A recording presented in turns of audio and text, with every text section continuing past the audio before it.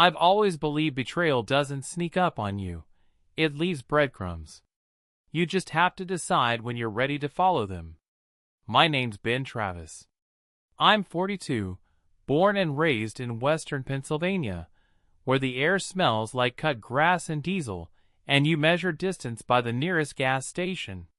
I work for the county's water department, patching pipes and handling paperwork. My life was predictable, and I liked it that way. Simple things: black coffee, my lawn on Saturdays, Steelers games on Sundays. I had a wife, Sarah, a decent house, and a Ford F-150 that had seen better days but ran like a champ. Or used to. 3 months ago, the truck started making this odd rattle. Sounded like loose metal tapping against the frame. I fiddled with it for a week before Sarah suggested I take it to a local shop in town, Bert's Garage.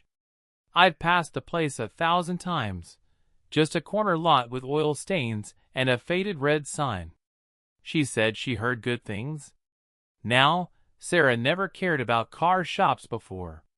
In fact, she never cared about anything mechanical, not since she stripped the threads off the lawnmower spark plug trying to help a few summers back. But suddenly she had opinions. "I saw the reviews online," she said, flipping her hair behind her ear. "They're honest. Fast, too." I raised an eyebrow but didn't press it. I should have. But hindsight's the only perfect thing in a man's life, and by the time you rely on it, you're already bleeding. So I drove the F-150 over on a Wednesday afternoon. Bert's Garage sat quiet under a cloudless sky. The kind of place that looked unchanged since the 80s. Faded banners for oil brands, a dusty vending machine humming in the corner, and a cracked bench outside where folks probably waited for news that their alternator was shot or their radiator had exploded. That's when I met him. Dean. He wasn't what I expected from a mechanic. No beer belly, no wrinkled coveralls. Tall, tanned, mid-40s with perfect teeth and mirrored sunglasses. He didn't look like he fixed engines. He looked like he starred in commercials for fixing engines. "Truck sounds rough," he said as I stepped out. "Let's have a look." I handed him the keys, and he slid into the driver's seat like he owned it. Didn't take long for him to diagnose it. Loose heat shield and a cracked manifold. Said it'd take a couple of days to get the parts. I nodded and left it with him. The weirdness started that weekend. Sarah was different. She dressed nicer, tight jeans, lipstick in the middle of the day. Said she was going out for errands, and came back with nothing in her hands. I smelled gas on her clothes, motor oil on her hair. When I asked where she'd been, she smiled too easily and changed the subject. I told myself I was being paranoid. That was mistake number 2. The truck was ready by Monday. I picked it up after work and handed over $900. Dean thanked me with a smile that lingered too long. Like he knew something I didn't. Like a fox who'd already been in the henhouse. I went home, parked the truck, and sat in it for a while, engine off. Something didn't feel right. Not with the truck, no, that ran fine, but with the story behind the repair. Over the next week, Sarah mentioned Dean twice in casual conversation. "Dean said your truck's in great shape now. Dean really knows his stuff." Dean this. Dean that. One night, I asked her straight up if she'd ever met him before I brought in the truck. She hesitated. Just a split second. "No," she said too quickly. "Why would I?" Breadcrumbs. And I started to follow them. Once you start looking for lies, you find them everywhere. Little ones, like the way she avoided eye contact when talking about her day. Bigger ones, like her late-night grocery runs, that somehow left no receipt, no bags, and no explanation. I wasn't crazy. I just wasn't ready to admit I'd been blind. The moment that sealed it came the following Saturday. I'd just finished mowing the yard, still wiping sweat from my neck, when I noticed Sarah's car was gone. Again, she'd left without saying anything. I checked my phone. No missed calls, no texts. I tried not to read into it. But something about that silence, it screamed at me.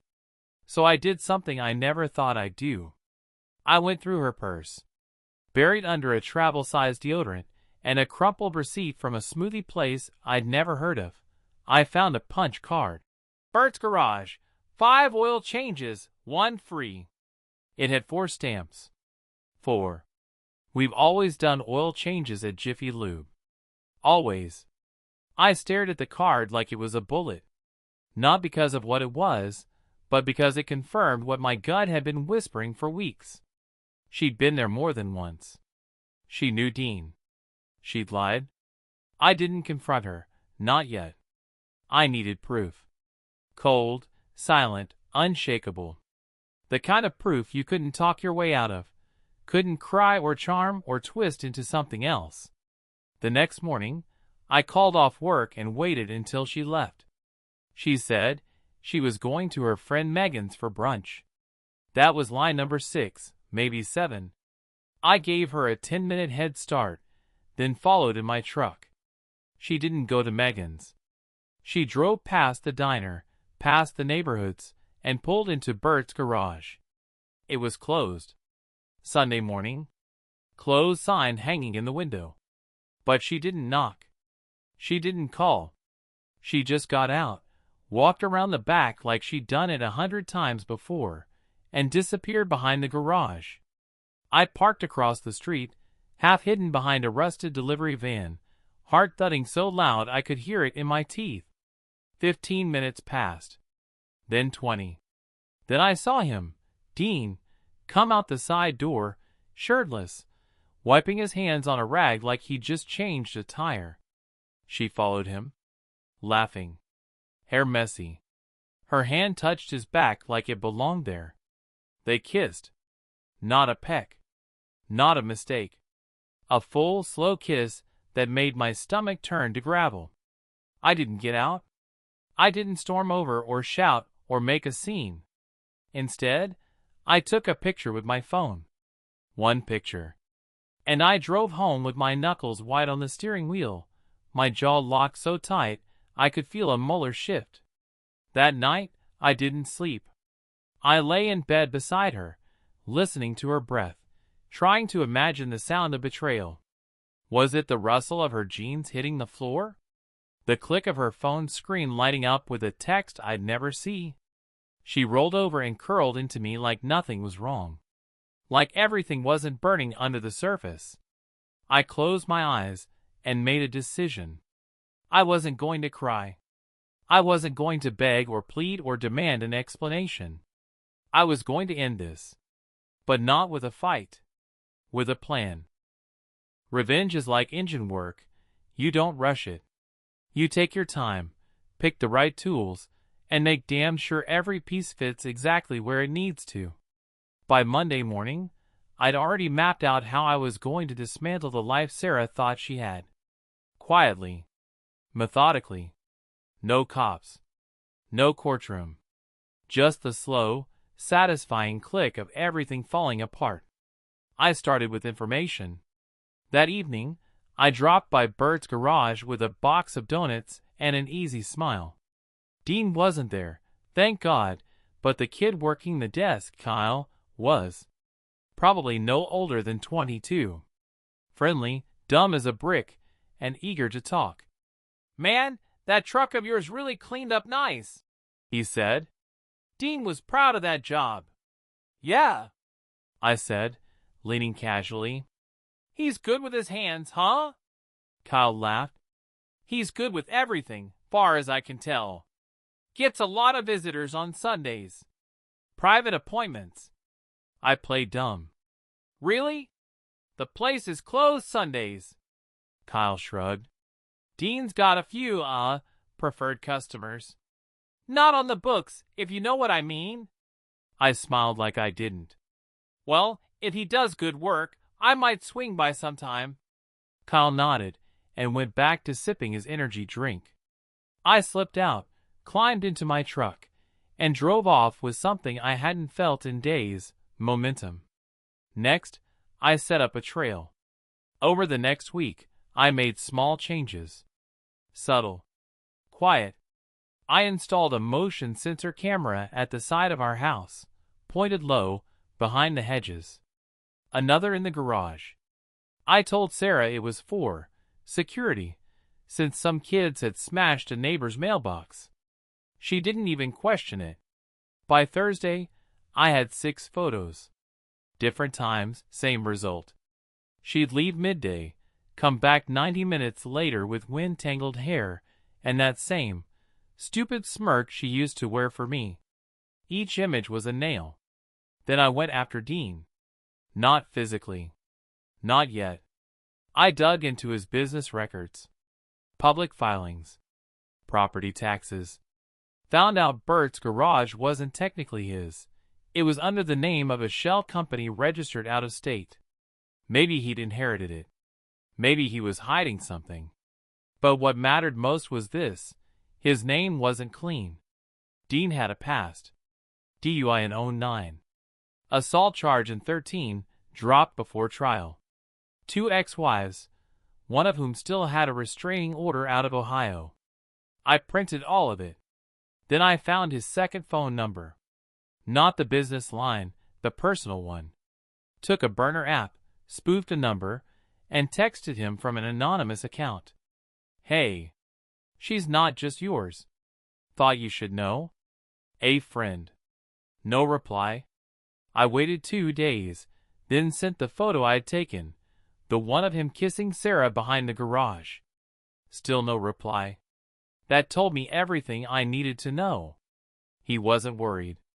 He thought he was untouchable. That made it easier.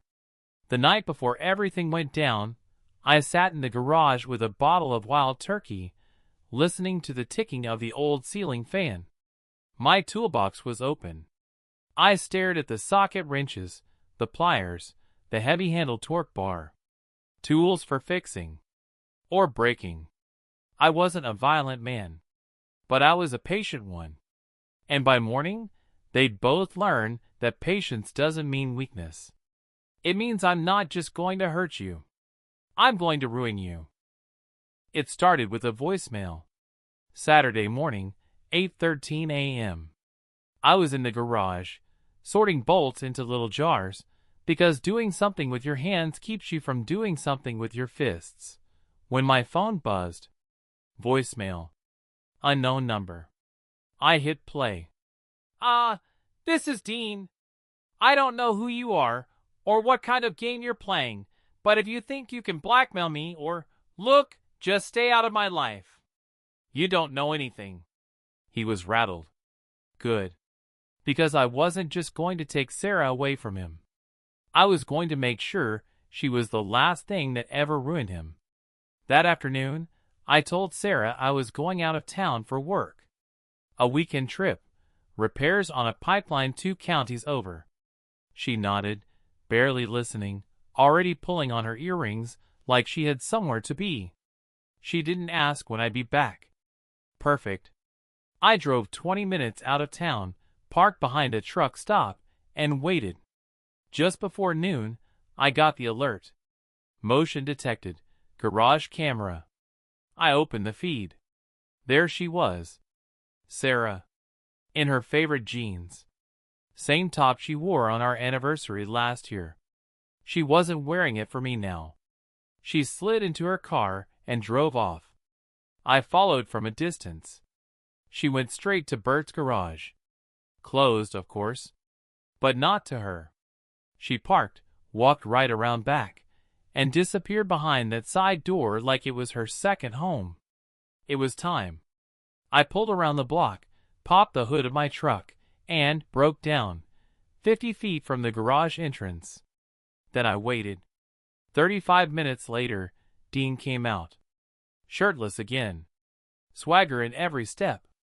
I stepped out and waved him over like I needed help. He hesitated, but he came. "Truck trouble?"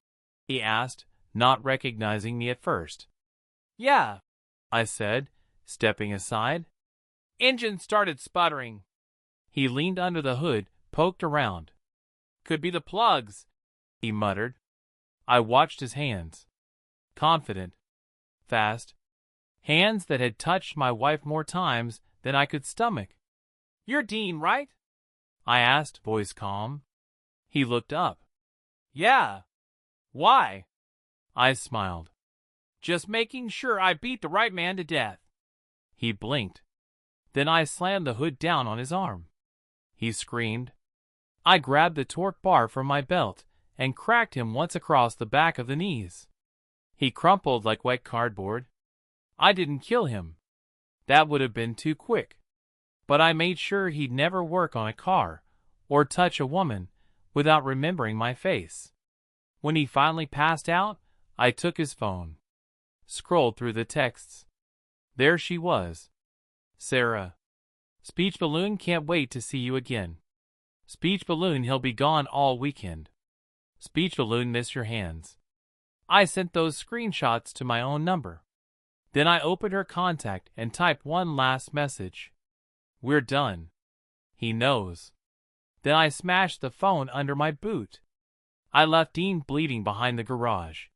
He wasn't dead, but his life was. By the time Sarah got home that night, I was sitting at the kitchen table. Calm. Still. A folder in front of me. Photos. Phone logs. Printed texts. She stepped inside, surprised. "You're home early?" I didn't answer. Just slid the folder across the table. She opened it. Saw the photo of her and Dean behind the garage. The logs. The map. The timeline. She looked up, mouth open. I stood. Said one thing. "You can pack tonight, or I'll burn it all down with both of you in it." She cried.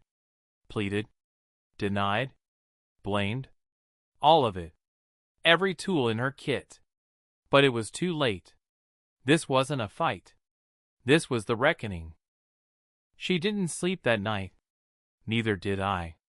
I sat in the armchair by the window, watching the streetlight flicker like a dying star while Sarah packed her things in silence. No words. No sobs. Just the sound of drawers opening, zippers zipping, and the occasional muttered curse she didn't think I could hear. She left at 3:17 a.m. Didn't say goodbye. Didn't look back. The second the taillights disappeared down the street, I stood up, walked to the kitchen, and threw her coffee mug into the trash. Then her toothbrush. Her perfume. The framed photo of us at Niagara Falls. I shattered it and dumped the glass like broken teeth into the garbage. I wasn't angry anymore. I was clean. For the next 2 days, I disappeared into routine. Work. Chores.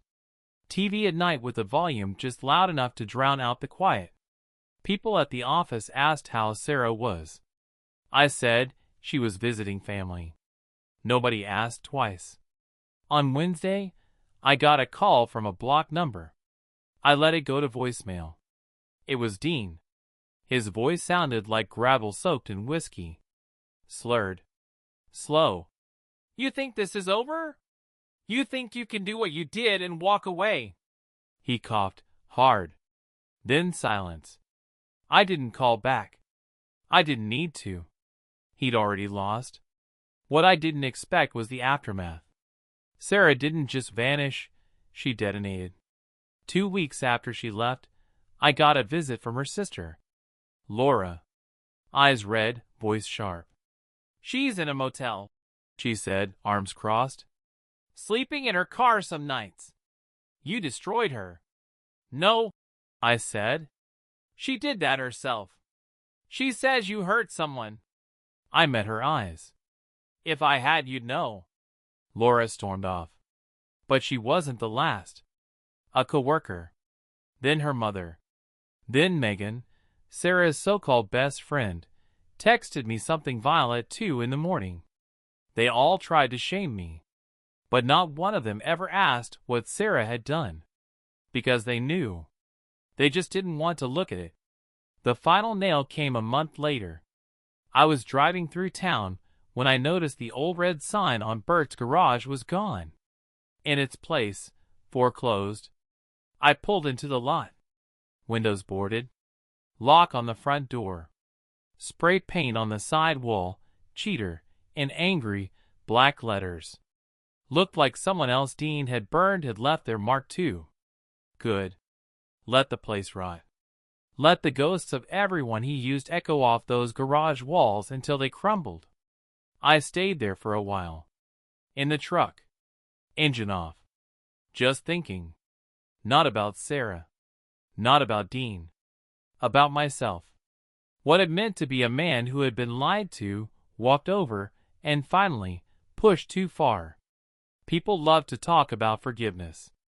About healing. About being the bigger person. But sometimes, the only way to stop a fire is to burn it all down first. You'd think after something like that, after betrayal, after revenge, there'd be peace. But peace doesn't come easy when the dust settles, and you're the only one left standing in the ruins. 2 months had passed since Sarah walked out of the house for the last time. The seasons had started to turn, and fall came in hard.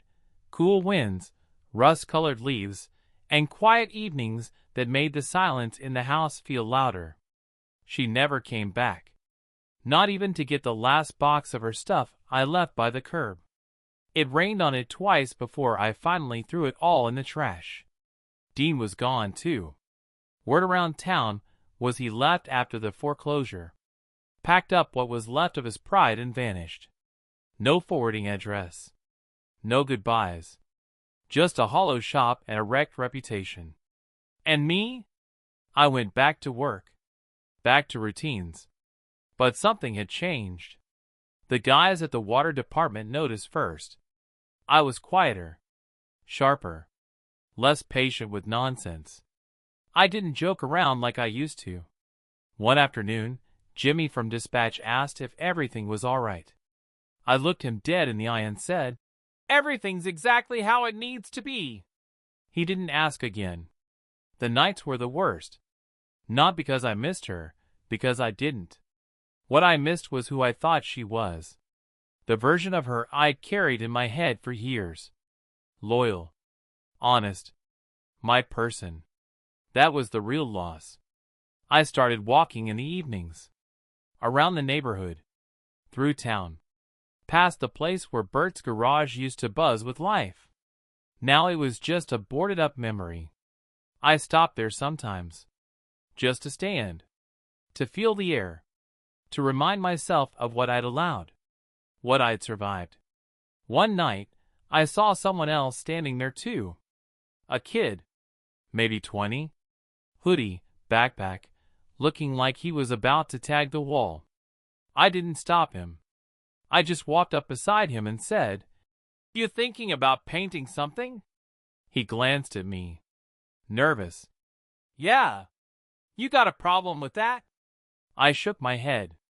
"Nope. Just make sure it means something." He looked at me a moment longer, then nodded. Spray can hissed in the air.